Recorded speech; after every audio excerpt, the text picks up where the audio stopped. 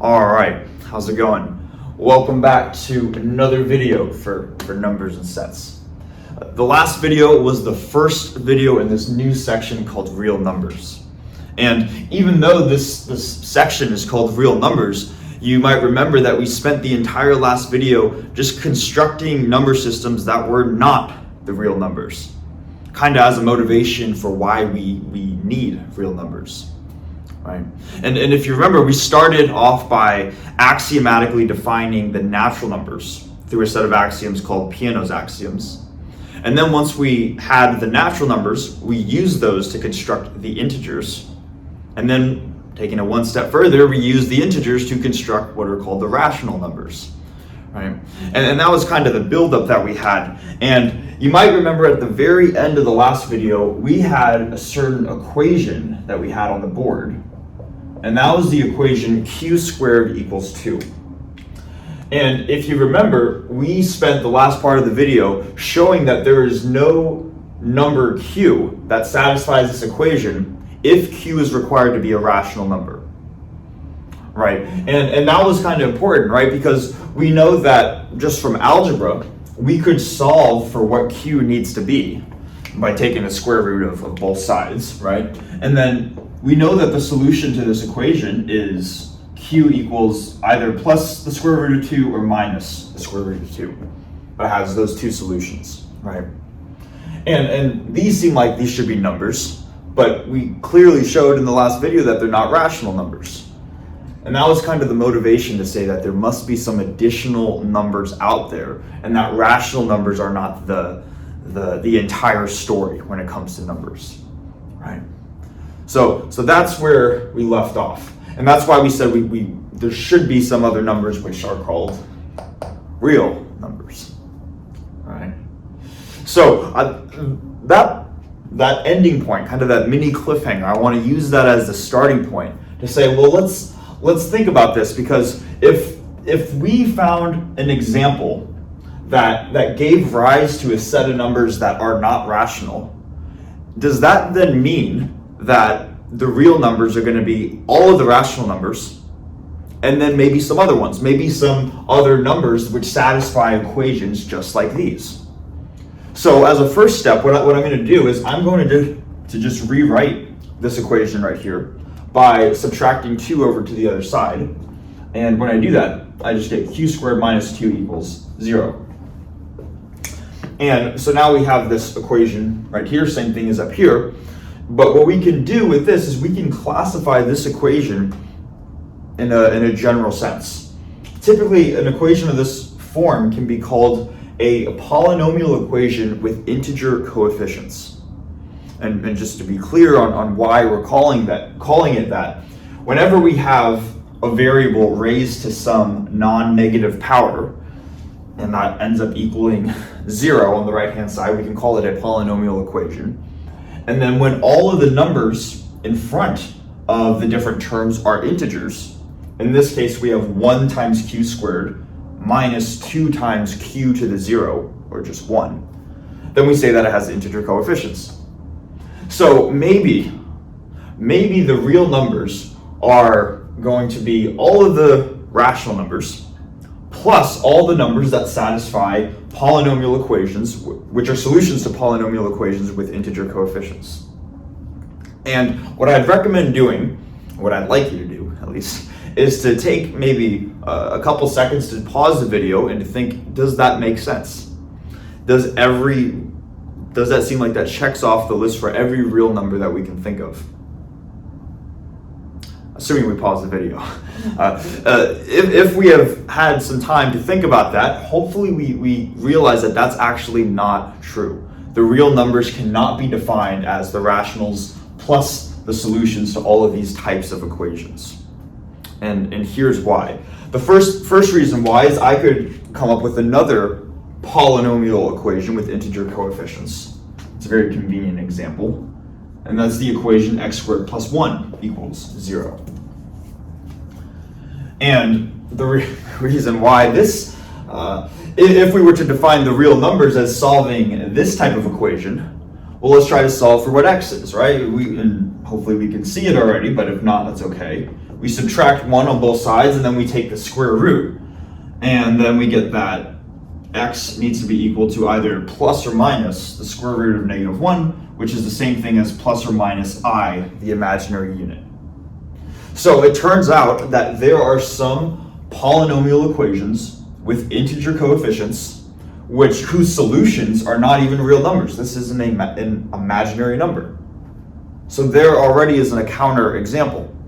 But just to provide some additional counter examples, let me introduce kind of one of the common examples for an irrational number, which is the number pi, that number 3.14 that continues infinitely, right? And if we were to try to even suggest, okay, let's pretend that that pi, well, we know it's a real number, but let's pretend it satisfies a polynomial equation with integer coefficients, what would that polynomial equation have to be? And hopefully it makes sense that pi is going to be a solution to this equation right here. Right? If we plug in pi in for x, that would be true. But obviously this equation does not have integer coefficients. We have a factor of 1 in front of the x squared, but pi squared is not an integer. So therefore, we found an example of a real number, pi, which is a solution to an equation other than a polynomial equation with integer coefficients. It's a lot of stuff to take in at once, but the point of what I'm trying to say, the big picture idea that you should get, is that we cannot define the real numbers, even though if we'd like to, we cannot define the real numbers as all the rationals plus all of the solutions to polynomial equations with integer coefficients. But we still have to define them somehow, right? That just means there's got to be another way to do that. And it turns out that the solution may not be immediately obvious, but we're going to need to introduce something called the least upper bound. And that is going to be the starting point for this. What I'm going to do is erase what we have right here on the board and then just write out the definition for the least upper bound, or more compactly known as the supremum.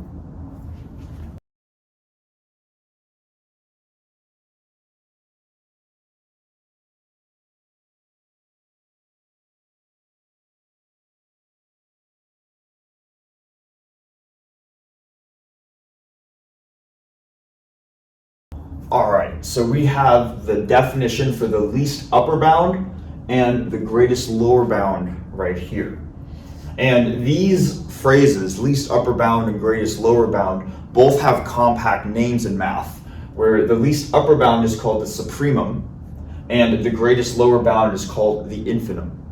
And we're going to be using both the supremum and the infimum as terms often throughout the video series, so it's good that we familiarize ourselves with these as early as possible. So anyways, the definition says that for an ordered set A, then the element little s in A is going to be a least upper bound for the subset big S in A, and we denote that the notation for the least upper bound by saying that the element is equal to the supremum, or the least upper bound, of the subset if these two requirements are satisfied. So the first requirement in being a least upper bound is that it needs to be an upper bound. It's going to be the least one, it's got to be an upper bound in the first place. And what that means is just that for every element of this subset, so I'll write for every element of our subset, we must have that this needs to be greater or equal to than any of these elements. So we must have that S is greater than or equal to X, any element in the subset. That's what it means to be an upper bound. But also, in order to be the least upper bound, we need this second requirement right here, which says that if T is any upper bound, which could be the least, but it could also not be the least, then we must have that S is less than or equal to T. Okay. So these are the two requirements for what it means to be a least upper bound. And I think the best way of gaining an intuition for the least upper bound is probably just to visualize this as if we were on a number line.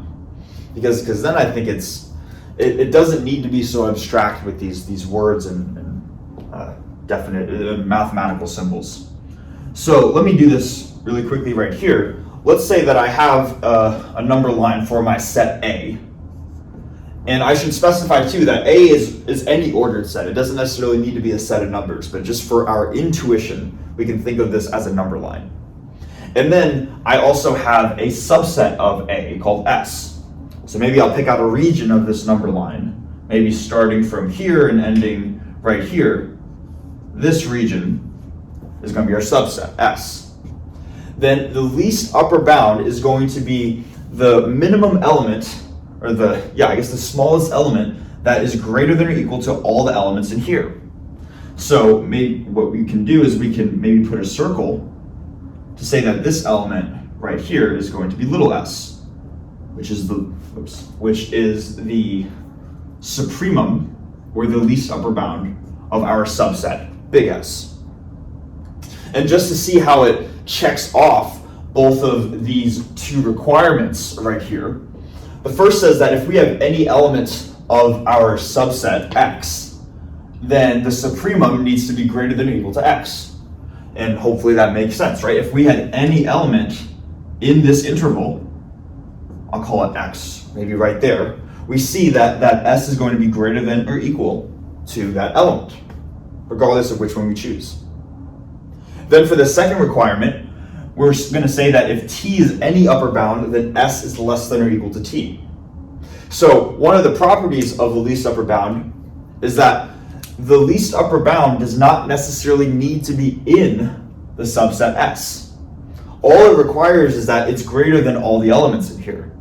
So what I could do is I could draw a little tick mark for some number that lies outside of S, but we can see that whatever this tick mark is, and I'll call this tick mark t is going to be greater than all of the elements in here, within S.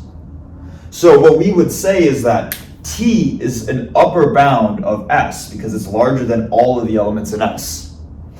But also, it is not the least upper bound because we have another least upper bound, S, that is less than or equal to t. And the second requirement for the least upper bound says if we have any upper bound on the set S, so any number that's going to be larger or past this part of the interval, then the least upper bound is going to be less than or equal to any of these other ones. So basically we're saying that the least upper bound has to be greater than or equal to all the ones here and less than or equal to all the ones here, and that restricts it to that single element. Okay. Hopefully that makes sense and we have a good conceptual understanding for what it means to be a supremum. Now, all of this was for the supremum, or the least upper bound, but we could just slightly switch up these symbols to talk about the infimum, the greatest lower bound. You can imagine that if the least upper bound is greater than all the elements here and less than all the elements here, the infimum, or the greatest lower bound, is simply going to be less than or equal to all the elements here, and it's going to be greater than or equal to all the elements here. So maybe I would put a circle right around here, and I'll call this guy S prime, and maybe S prime is going to be the infimum of our set S, and we compactly write that as INF of S. Okay, so that's what it means to talk about the supremum and the infimum of a given subset.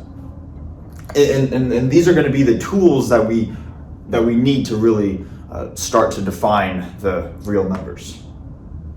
Now, once we have introduced the supremum and the infimum, or the least upper bound and greatest upper bound, there is a certain axiom that we are also going to introduce. And again, an axiom is something that we're going to say is true simply because it's true. So hopefully this statement that I'm about to write down here is going to be one that seems like, well, yeah, of course, that makes sense. But anyways, it's called the least upper bound axiom. So let's introduce that right now.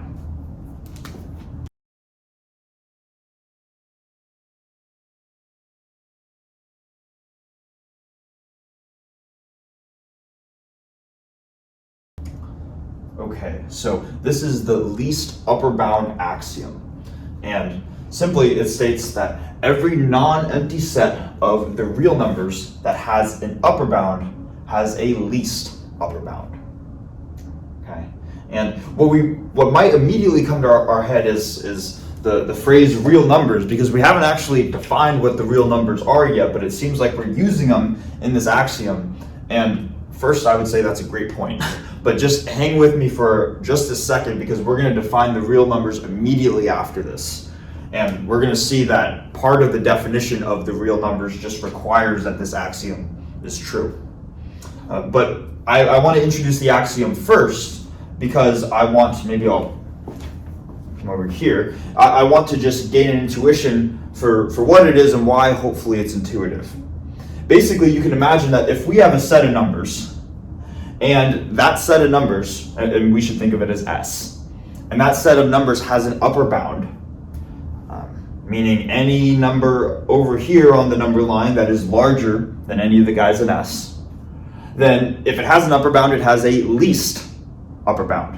If it has a bunch of numbers over here, there is a minimum one, a smallest one that is greater than all the ones right here. Hopefully that sounds intuitive, because there's no way of proving it. It's just an axiom. It's just true. If you have an upper bound, then you have a least one of those upper bounds. There's not much more to say than that, but hopefully that is like, yeah, that seems like a statement that we can accept as true without having to debate that one too much. Okay. Now, what I'm going to do is we finally have the tools that are necessary to define what the real numbers are. And we'll see that, like with the integers being constructed from the natural numbers, and like with the rational numbers being constructed from the integers, the real numbers are going to be constructed from the rationals. There's going to be one more step in that chain.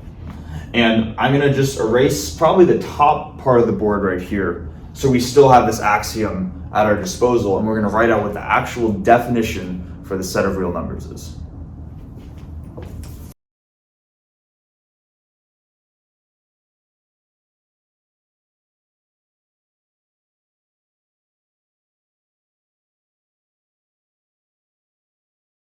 Okay, so we have the definition now for the real numbers. And it's almost like finally, right? If that's what the section is supposed to be about, we're finally at that point where we can first say, well, what are they? So here it is.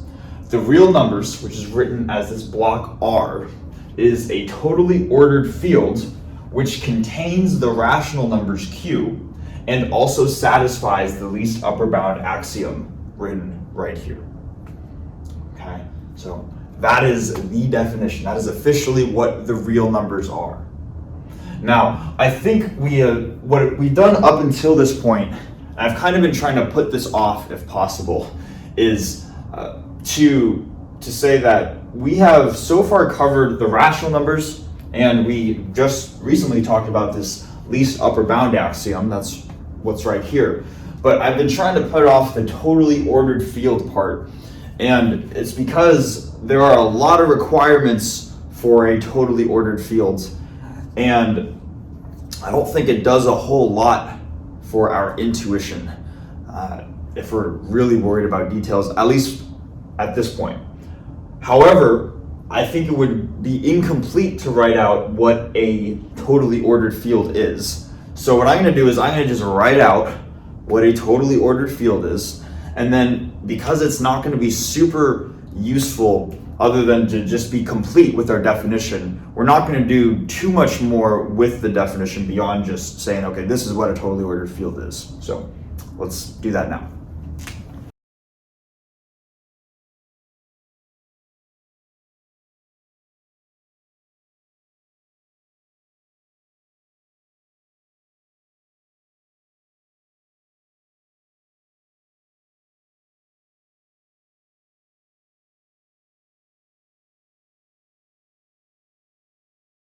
Okay, so we have the actual definition for a totally ordered field, the thing I've been trying to put off up until I guess this point.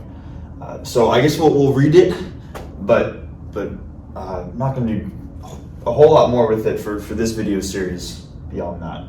So it says if we have some set F that is equipped with multiple binary operations. In this case, we're going to conveniently write those binary operations as the addition and multiplication sign. So it's a set F with two binary operations and also a relation, which we'll write as the less than or equal to sign. Then this set F right here is going to be a totally ordered field if it satisfies these 6 conditions. The first is that F needs to be an additive abelian group with identity 0. And you can see why I've been putting this off, because some of us have not yet taken group theory and we're not familiar with these concepts. Essentially, just so you know though, a group basically has 4 requirements to it, and then the fact that it is abelian puts on an additional requirement. So there are really 5 requirements, or sub-requirements, embedded into here, and that's requirement 1. Now for number 2, the set F that excludes, because this is the set difference operator, right? F that excludes the element 0 is a multiplicative abelian group with identity 1. So now 5 more sub-requirements contained within here. The third is this property that we need to be able to distribute A over addition. So A times the quantity B plus C is equal to AB plus AC. That's just an algebraic property. Fourth requirement is that this order right here is a total order, right? So it's a reflexive antisymmetric transitive relation where exactly A is related to B or B is related to A. One of those holds, right? Or in other words, A is less than or equal to B or B is less than or equal to A. For all elements, right? Fifth requirement, if P is less than or equal to Q, then P plus R is less than or equal to Q plus R, and then finally, the last one, if P is less than or equal to Q and R is non-zero, then P times R is less than or equal to Q times R. All right, so that is the definition for a totally ordered field. And hopefully you can see, because now we actually have all the pieces to be very thorough for the real numbers. So the real numbers R is a set that satisfies all of these properties right here, contains the rational numbers, and satisfies this axiom down here. That is the definition. All right. And hopefully, it's almost like at this point, the reason why we do this is partially to say that if somebody were to ask you, well, what is a real number? Because that's a common question a lot of people have, especially when we're first learning about these different number systems. And this is also why teachers say, oh, well, it's kind of like any number that you can think of that's not imaginary. So take any positive number, any negative number, whatever. Any fraction, decimal, can go on infinitely. Those are all, anything you can think of that doesn't have the number I in it, think of that as a real number. And the reason why they do that is because saying think of just a number and it's probably real is a lot more compact than the actual definition, which is all of this. So if your teachers are saying that for what a real number is, this is their motivation, okay? But I do want to be thorough.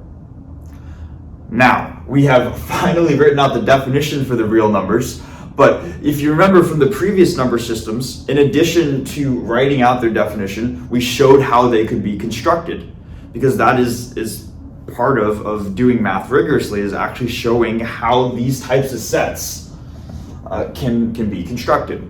So that's going to be our next task, is to show how can we construct the real numbers. But in order to do that, there are also going to be some additional tools that we're going to need. So I'm going to erase the board, and then that's going to be our next task that we dive into.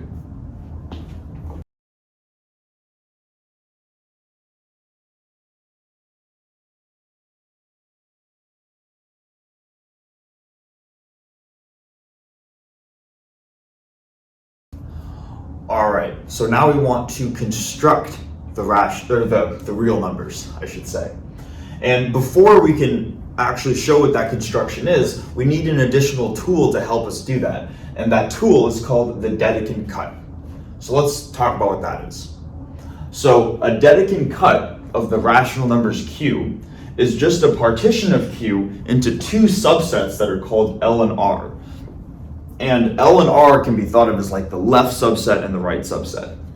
And the condition on these two subsets, L and R, is that for all elements in the left set and for all elements in the right set, we must have that the left elements are less than the right elements, or the right elements are greater than the left elements. And we're going to arbitrarily choose, come back over here, that the right subset has no minimum. And we'll see how that plays in a second. So first, let's just gain an intuition for what a Dedekind cut is, because this might look a little bit abstract, but I think for our intuition, the picture is not too hard to paint. So let's say that we have some number line right here, and we want to perform a Dedekind cut on this number line. What we are doing is we are just choosing a point to essentially chop the number line, and from this point, this tick mark that I made right here, we can split the number line into a left set and a right, or a left subset and a right subset. So this would be L and this would be R. And then hopefully it makes sense that this condition is satisfied. That any element, we can pick any element in the left subset, and we can pick any element in the right subset, and because of the cut, we're always going to have the property that the elements in the left subset are going to be strictly less than the elements in the right subset. Okay, so that's conceptually just what a Dedekind cut is. Imagine just chopping the number line into two chunks. Okay, so hopefully that makes sense. Now, how can we use Dedekind cuts to help construct the real numbers? Because that's our actual goal right now, right?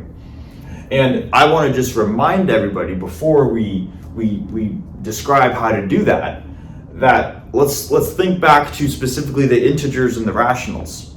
When we were constructing or showing how they could be constructed from basic building blocks, we could only use the tools that were given to us previously, what was previously defined. And so basically for the integers, we needed to only use the natural numbers. And for the rationals, we only needed to use the integers and the natural numbers, or really just, we could only use the integers. So the same idea is going to apply here. When we actually construct the real numbers, we're only going to be able to use tools at our disposal, which are going to be the rational numbers Q, and now this thing called the Dedekind cut. Okay, so that's why we're constructing it in the way that we are. But here's how we do it. It turns out that the real numbers can be constructed from the set of all possible Dedekind cuts. Okay, and we might be like, what does that mean? How does that correspond to anything that makes sense, right? But that's how we can do it. We can take all possible Dedekind cuts on the rationals on Q, and that will be able to give us a corresponding real number, or the set of all real numbers. Right? So let's give an example, because that statement, the real numbers can be constructed from the set of all Dedekind cuts. That's pretty abstract, but just to see how we can do it, I think would be really useful. So let's first take an example of a number that we know is not in the rationals, because we talked about this in the last video, the number square root of 2, which was the solution to our q squared equals 2 equation, right? The way that this is a real number, and it's not rational, okay, it's irrational.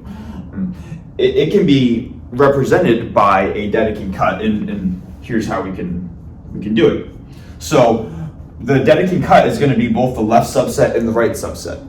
So we're going to first specify what our left subset is, and it's going to be the set of all rational numbers, because those are all we can use, right? So we're going to use all the rationals that satisfy that x squared is less than or equal to 2, or we also need to satisfy that x is less than or equal to 0. Okay, this part right here might make sense, right? We can imagine that if this cut right here specifically is going to be at the point square root of 2, that we're going to look at the rationals that are less than or equal to this. We're going to look at the ones that go from here out to here. But this part right here, x is less than or equal to 0, this is saying that we could, because square root of 2 is like 1.4 or something, I believe. And we could keep going left of the number line until we reach the 0 mark, and maybe this is the if I put L up here, maybe R up here, if this is the 0 mark right here, we're eventually going to get into negative numbers. And you can imagine if we kept going back, we could get to -3. But if we were to plug in -3 into just this condition right here, we would get -3 squared is 9, and that is not less than or equal to 2. But so if we only had this condition, that would not provide all the numbers that we want.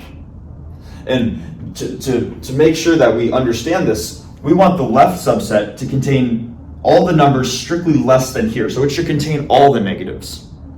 So this first condition definitely takes care of the positive numbers.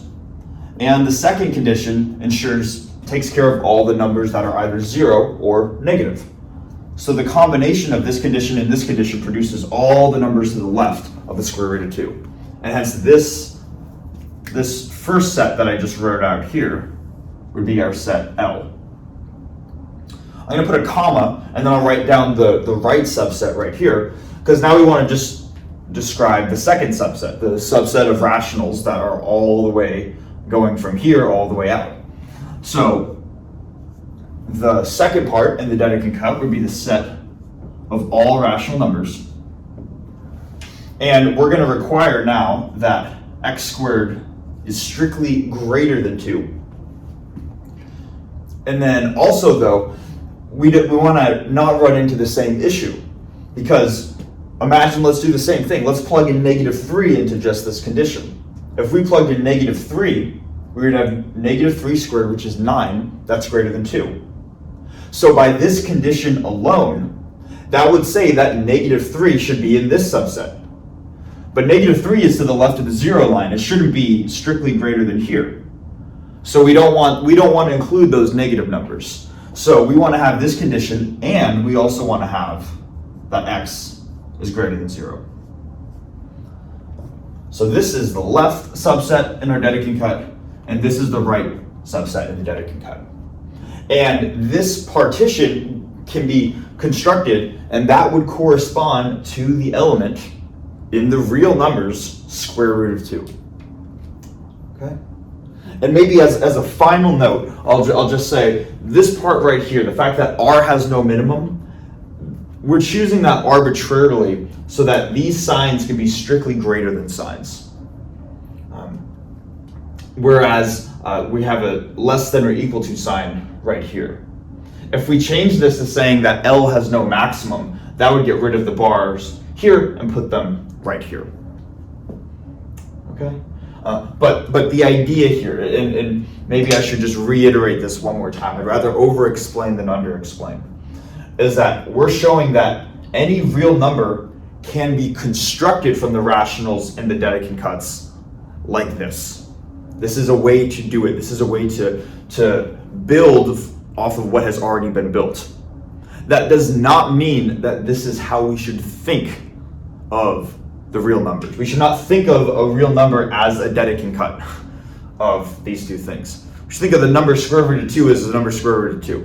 And we should think of, in general, the real numbers as any number basically that's not imaginary or not complex. And if you can think of some number that happens to not necessarily be real and not necessarily imaginary, then that statement wasn't for you. So don't take that too literally. But hopefully you get the idea that this is how they can be constructed. This is not how we should think about these. Okay, so I think what I would like to do just to finish off the video is to go through one statement involving least upper bounds, suprema, I guess, just because those concepts of the supremum and the infimum, those are going to show up relatively frequently in the upcoming videos. So I want to get a little bit of practice with that before we finish this one.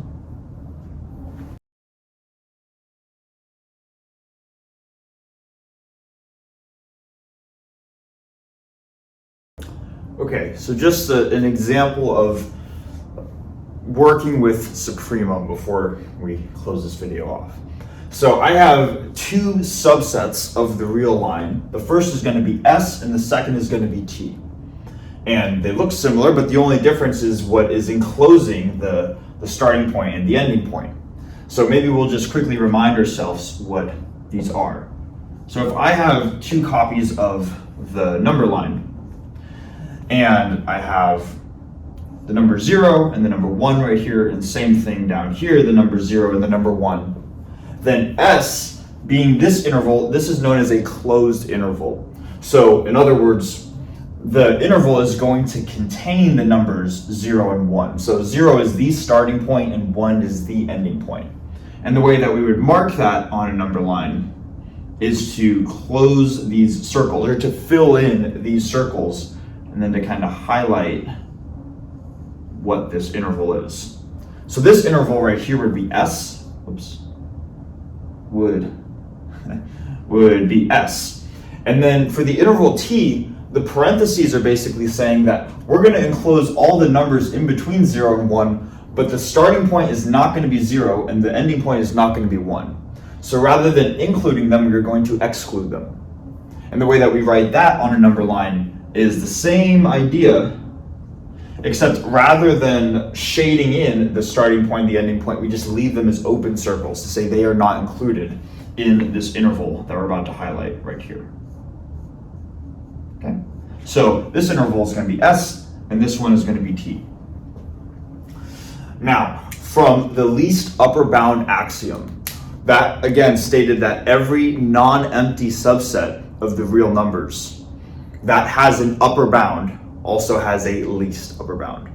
That's what the axiom stated. And maybe I think just to quickly comment on why we require it to be non-empty. Because you can imagine if we had the empty set, that is a subset of the real numbers, and every element would be an upper bound of the empty set, because it's going to be greater than nothing, but it's not going to have a least upper bound. So that's why we add that non-empty case for that specific counterexample right there. Okay, but anyways, that's what the least upper bound axiom states. So we can use that to talk about supremum in these 2 examples. So first thing, both of these sets are non-empty. They contain numbers in between 0 and 1. So we check that off the list for the least upper bound axiom. Then the second part of the axiom says that we want to look at subsets that have an upper bound. And hopefully it makes sense in both of these examples we have an upper bound. So I could write out the number 2, and maybe 2 is right here. 2 is right here. 2 is greater than all the elements in the subset in both cases. So 2 is an upper bound. So because S and T are both non-empty and have an upper bound, therefore they have a least upper bound. That's how we can use the axiom, right? And it might seem like this is a bit tedious, but we want to be very, very precise, because if we're not precise, we're prone to making mistakes when it gets to more challenging problems. And we're going to have a lot of practice using this on the problem set. Okay.